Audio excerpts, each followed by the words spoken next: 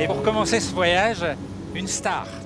Une star dont le nom fait rêver, qui comme toutes les stars est assez difficile d'accès. Même quand on essaie de l'approcher en avion, il faut prendre pas mal de précautions. C'est difficile pour la rejoindre? Oui, on doit monter en altitude. C'est assez difficile de l'approcher. Vous allez voir.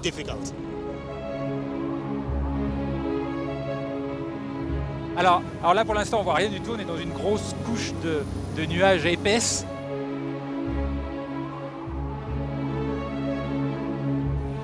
Ça y est, on vient de dépasser les nuages. Vous la voyez la star maintenant? Elle est droit devant. Le Kilimandjaro. Mais là il est encore loin, hein.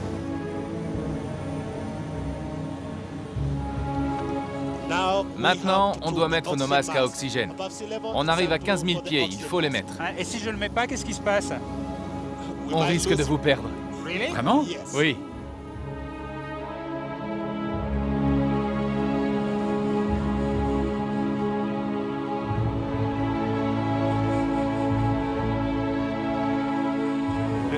Le Kilimandjaro.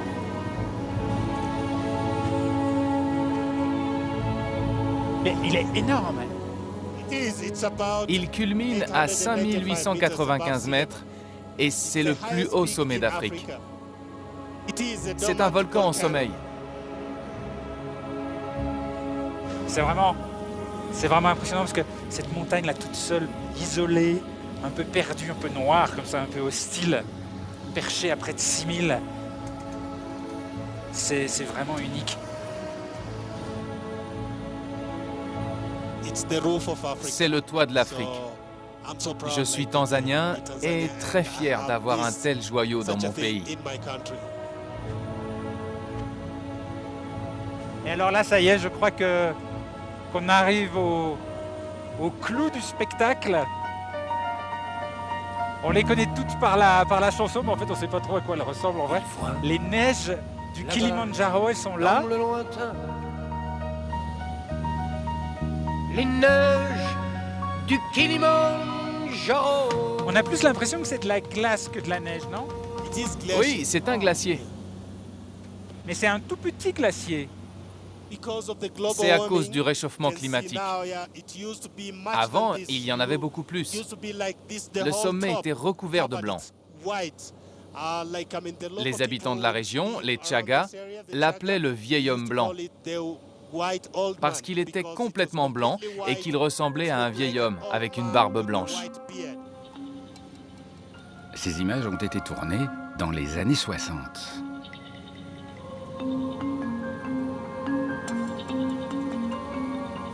Ah oui, donc c'est impressionnant parce qu'il reste quasiment rien. C'est ce que vous voulez dire qu'un jour, les neiges du Kilimandjaro n'existeront plus?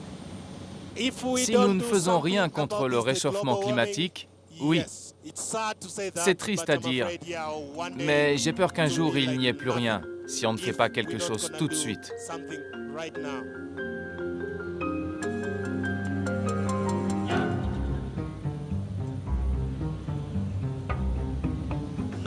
Maintenant, on peut retirer nos masques. On redescend à une altitude normale.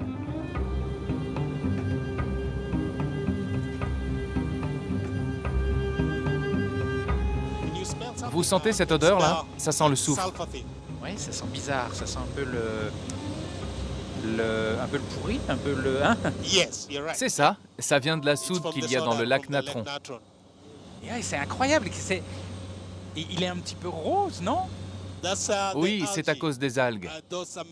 Des micro-organismes qui vivent sur les lacs salés et qui donnent cette couleur. On voit beaucoup de flamants roses ici, ils se nourrissent de ces algues. Ah mais c'est un paysage incroyable, on est sur une autre planète là.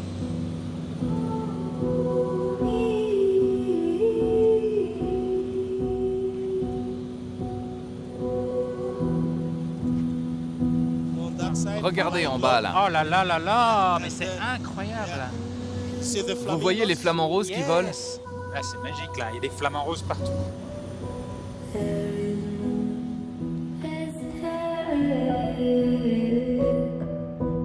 Aku was your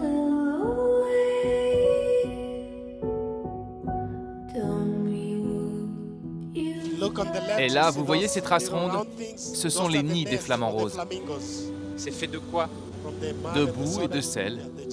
Ils font leur nid dans ce genre d'endroit parce que les prédateurs ont du mal à les atteindre. Et les petits sont en sécurité. Tout près du lac Natron, Didas me fait découvrir un autre volcan, le dernier encore en activité en Tanzanie. Là, c'est le mont Lengai. On l'appelle la montagne des dieux. Des dieux? Oui, c'est un volcan qui est toujours en activité. Et les habitants de la région, les Maasai, ont des croyances à son sujet. Quand il entre en éruption, ils pensent que Dieu est en colère. Alors ils viennent faire des sacrifices et des cérémonies sur cette montagne. Il est beau ce cratère. Il entre en éruption souvent? Il y a régulièrement des petites éruptions. Et une très grosse a eu lieu en 2008. Alors depuis, quand on vole par ici, on ne s'en approche pas trop. Et cette année-là, les cendres du Lengai ont recouvert toute la région, jusqu'à 250 km aux alentours. C'est vraiment un très beau vol. Et ce qu'il y a d'extraordinaire, c'est qu'en très peu de temps, on est passé avec des paysages complètement différents. Le Kilimandjaro, le lac Natron tout rose et ses flamants là. Et la dernière étape, ça va être quoi? Parce que vous allez avoir du mal à faire mieux là maintenant. Vous allez voir l'un des plus beaux sites naturels du monde. Et c'est chez moi, là où je suis né. Direction le mythique Ngorongoro. Son histoire est celle d'une immense catastrophe. À l'origine, c'est un volcan aussi grand que le Kilimandjaro. Mais un volcan qui va vivre une éruption apocalyptique. Il va s'effondrer sur lui-même, créant un immense cratère. Certains disent que ce cratère est tout simplement aujourd'hui la 8e merveille du monde. Je décide d'aller voir, au sol, avec Edwin le ranger et Zola, le guide. Il fait quelle profondeur le cratère? 610 mètres de profondeur. Ah oui, donc là on descend de 600 mètres là. Oui, du sommet jusqu'au fond. Il y a beaucoup d'animaux dangereux en bas? Oui, beaucoup. Beaucoup, vraiment? Des buffles, des éléphants, des lions et beaucoup d'autres encore.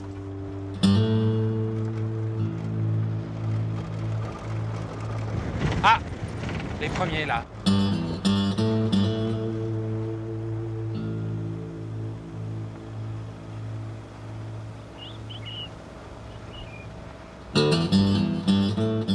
Le cratère est une sorte d'immense arche de Noé.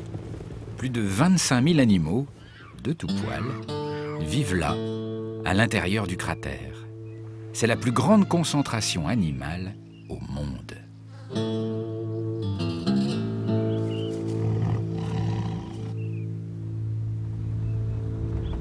Donc là on descend dans la fosse aux lions. Oui, et préparez-vous à être attrapé par un lion. Il rigole, mais enfin, j'ai quand même vu quelque chose de très spécial au pied de Edwin. Ça, c'est parce qu'il n'y a aucun risque. On va dans un endroit sûr, mais on est quand même armé. Parce que parfois les touristes font n'importe quoi. Ils sortent de leur véhicule et ils risquent de se faire charger par un buffle, par exemple. Et donc vous voulez dire qu'en fait, s'il nous arrive quelque chose, en fait, c'est plutôt de notre faute? Oui, bien sûr. Ok. Bon. Ben, gardez-le tout près quand même. Hein.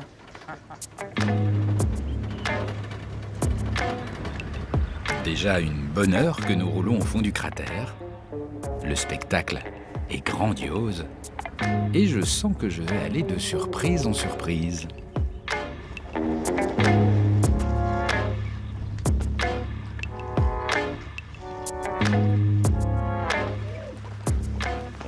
C'est incroyable, on dirait un tapis d'hippopotame. Écoutez le son de cet endroit. En fait, c'est la queue des hippos qui bat. Pourquoi ils se serrent tous comme ça sur ce tout petit endroit? Ils viennent ici parce que l'herbe est bien verte et parce qu'il y a assez d'eau pour se baigner. Leur peau est à nu. Ils craignent le soleil. C'est pour ça qu'ils sont là, tous ensemble dans cette mare. Voilà, ça se bagarre là. Oula. Ce sont les animaux qui tuent le plus de monde en Afrique. Parce que les gens ne connaissent pas bien leur comportement. Ils ont les jambes courtes, ils marchent lentement et ils ont l'air pâteaux. Alors, on n'imagine pas à quel point l'hippopotame peut courir vite. En plus, ils ont d'énormes canines. Une seule morsure peut vous couper en deux.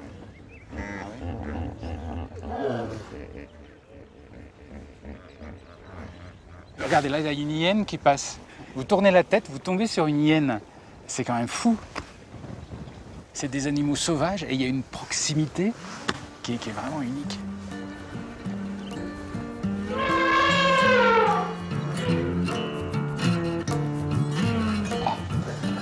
Et c'est vrai que là, on peut rester des heures à regarder les hippos simplement se rouler dans la boue, agiter leur petite queue dans l'eau. Et être bien. C'est juste du bonheur.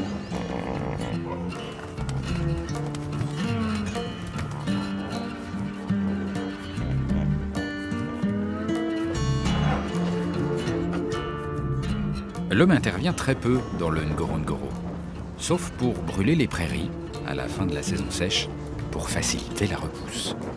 Ah, les zèbres.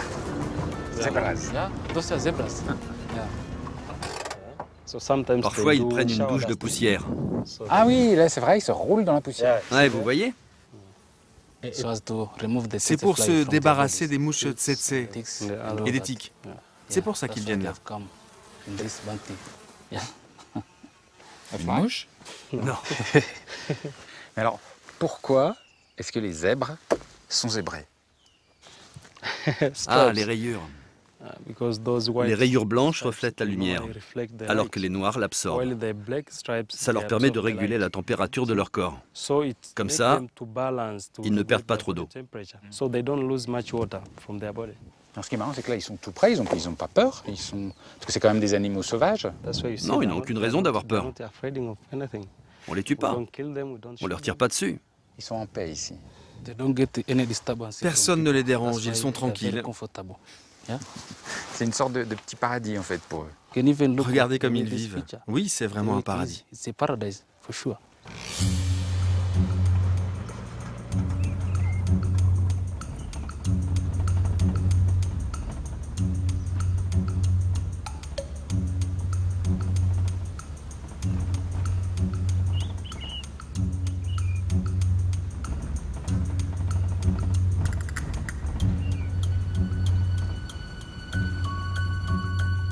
Il y a des lions. C'est des lions? Lions? Ouais, des lions. Ah, il y en a 1, 2, 3, 4. Et c'est pas dangereux d'être là? Ils peuvent pas sauter dans la voiture? Ils ne feront rien si vous ne les provoquez pas. Ils sont très timides. Même si vous y allez à pied, ils vont s'enfuir. Really? Vraiment? Ouais. Et si un lion vous charge dessus, il ne faut surtout jamais lui tourner le dos. Il faut rester immobile et le regarder droit dans les yeux. Ça l'intimide. Ah bon? Ouais. Les yeux dans les yeux et vous n'aurez aucun problème. Regardez le lion là, juste devant. Il observe les zèbres. Il prépare un plan de chasse. Il se prépare. Mais les zèbres, quand même, ils doivent avoir l'habitude qu'il y a des lions dans le secteur. Je crois qu'ils n'ont pas vu les lions. Il y en a un qui part par là. Le premier. L'autre va par là-bas. Vous voyez, ils essayent de couvrir le plus de terrain possible. Ils font un cercle. Un par là, un au milieu et un de l'autre côté. Vous voyez? Mais là, ils se déploient en éventail. Et au milieu, les femelles vont avancer. En général, ce sont elles qui attaquent. Ouais, c'est incroyable. Oui, ils préparent un plan de bataille, là. Lui, là, il se déploie sur la gauche.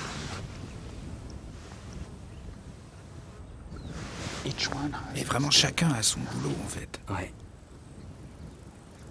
Et pourquoi est-ce qu'ils s'arrêtent ou ils bougent? Ils évaluent la distance et comment attaquer. Les zèbres sont beaucoup plus rapides que les lions.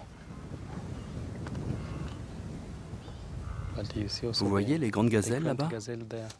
Elles sont agitées. Elles ont repéré les lions. Mais comment vous savez qu'elles ont vu les lions?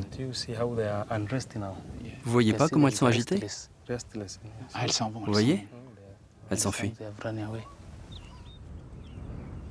Et les gazelles qui partent là, ça n'alerte pas les zèbres. Les zèbres ont remarqué quelque chose du côté des gazelles, mais ils n'ont pas encore vu les lions. Et vous n'auriez pas envie d'aller prévenir les zèbres, d'essayer de les sauver? Non.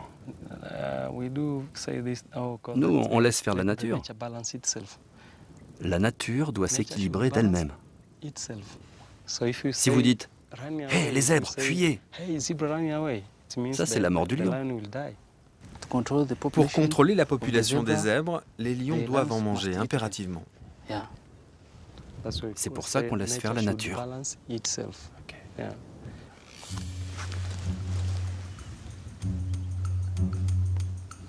Et combien de temps on peut attendre comme ça là? Avant l'attaque, ça peut prendre une demi-heure ou une heure. Ça dépend si les zèbres sont sur leur garde ou non. C'est fou parce qu'ils sont très concentrés en fait, hein, ils ne bougent pas. Les phacochères vont faire rater le plan. Les zèbres s'en vont. C'est à cause des phacochères. Ils se sont mis à courir. Ça a alerté les zèbres, alors ils s'enfuient aussi.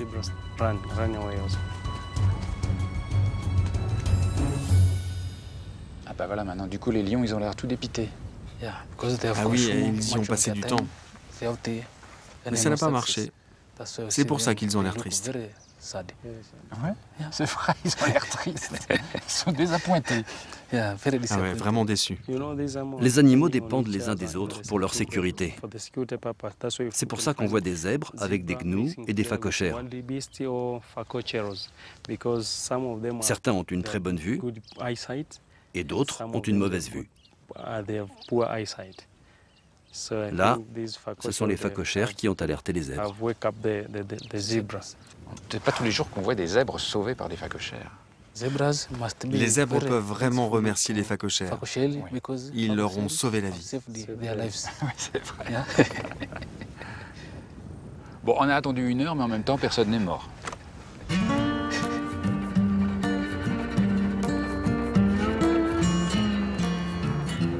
Le Ngorongoro est un spectacle infini.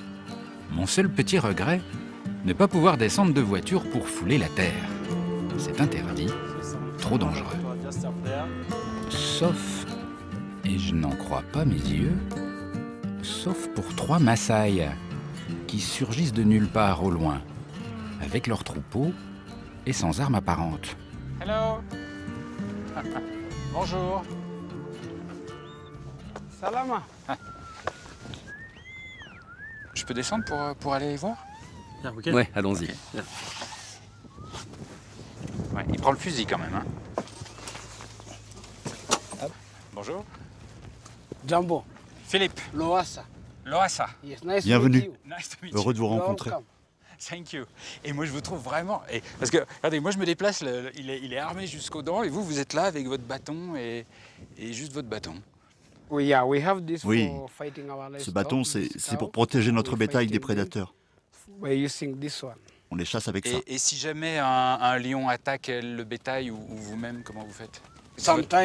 Parfois, on a un couteau ou une lance. Alors, si un lion attaque une vache, on peut le tuer. Il en a un, lui. Regarde ce couteau. Il est très aiguisé, tu vois. Et donc, si un lion attaque, vous vous défendez avec ça?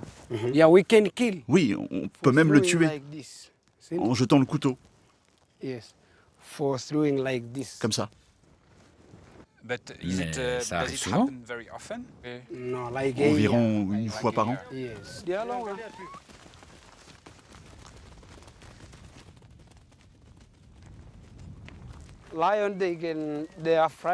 Les lions ont peur des Maasai.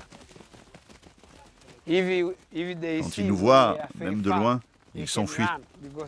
Ils le reconnaissent à nos vêtements. Quand ils voient des Maasai, ils partent en courant. Parce que vous voulez dire que vous effrayez les lions? Les lions ont peur de nous. Qui a peur? Les lions. Ils savent que les Maasai peuvent les tuer. Ils savent que les gens comme vous ne les tuent pas. Donc ils peuvent s'attaquer à vous, mais pas à moi. Ben, c'est super. Bon, bah, restez près de moi. Lady or gentleman, you're either or. It's morning, it's evening, it's once or it's more. What's the name, yeah, what's the name, yeah, what's the... Vous marchez pendant combien de temps au milieu du cratère, comme ça, au milieu des animaux sauvages? 1 heure à l'aller, 1 heure au retour, donc 2 heures en tout. Tous les jours? Non, on vient tous les 2 jours environ. Ok. Mais alors pourquoi est-ce que vous devez venir au fond du cratère pour faire boire vos bêtes? Parce qu'ici, il y a de l'eau et du sel. C'est bon pour les vaches. Parce qu'ici, l'eau est salée? Même dans le sol, il y a beaucoup de sel. Mais pourquoi c'est bon pour les vaches, ça? Les vaches, quand elles sont maigres, on les amène ici et elles grossissent à cause du sel. Okay. Elles sont contentes, les vaches, là, elles vont dans l'eau. Les vaches, elles aiment cette eau. Elles boivent beaucoup. Tu vois comme elles boivent? Elles ont soif, ça s'entend.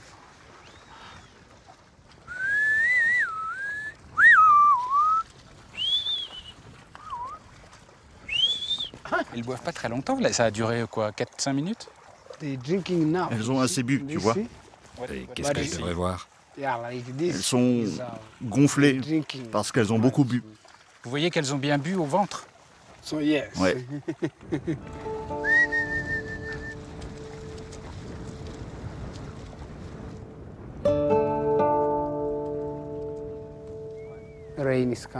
La pluie arrive. Beaucoup de pluie? Oui, elle arrive. Tu entends? C'est la pluie.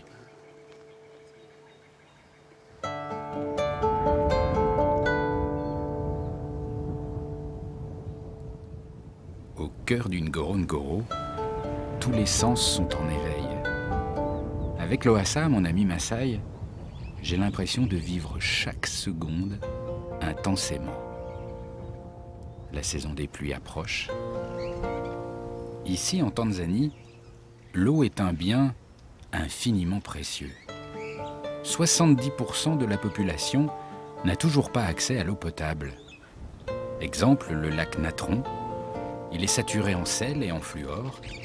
Les nappes phréatiques alentour sont donc largement polluées. Pour les Maasai, c'est un piège.